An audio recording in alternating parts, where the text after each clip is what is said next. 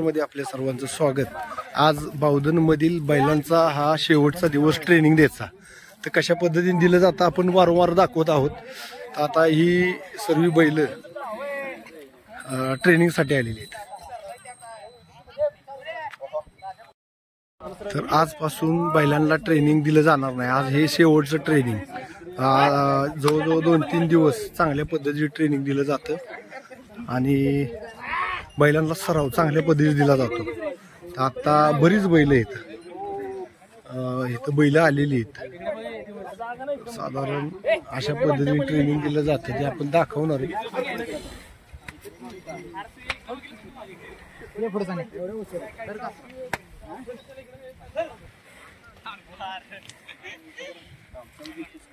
तर बारीक वस्त्राला का आणलंय, तर एवढं मोठं लाकूड आहे आणि इथं झोपणार आहेत काय, तर तसं नाही होणार। तर त्याला हे भविष्य आहे पुढचं, म्हणून त्याला आणलेलं आहे की त्यानं बघितलं तरी त्याच्यावर ते आवाज किंवा डफड्याचा आवाज असेल, त्याच्यामुळं त्याला ट्रेनिंग दिल्यासारखं जाणार आहे। मोकळेच पळवणार आहे आपण आता सध्या। तर आज प्रत्येक ठिकाणी अशी प्रत्येक आपापल्या ठिकाणी वावर मोकळे असतील, अशा ठिकाणी प्रत्येक जण आपापल्या पद्धतीनं चांगल्या पद्धतीचा हा सराव देतं आणि दिला जातो। युवा पिढी सर्व कशा पद्धतीनं लाकूड झुपलं जातं किंवा ट्रेनिंग दिलं जातं, तर ही बैल जवळ 10-20 बैल इथे गोळा झाल्यात। तर आता आपण बघणार आहे कशा पद्धतीने ट्रेनिंग दिलं जातं। तर आता बघूच आपण, थोड्या वेळाने चालू होईल।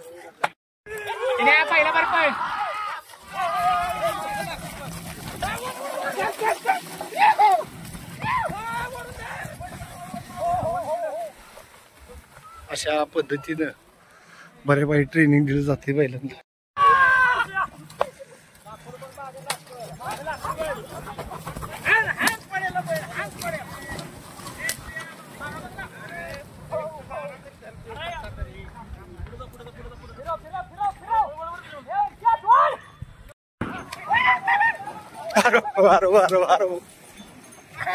इकडे घ्या, इकडे घ्या, इकडे घ्या।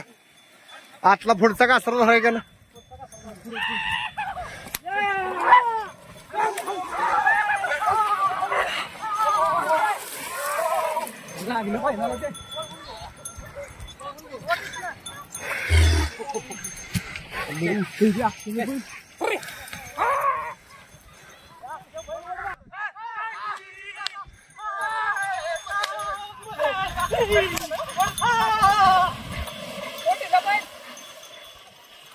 अप्रतिम असं ट्रेनिंग दिलं जाते बघा।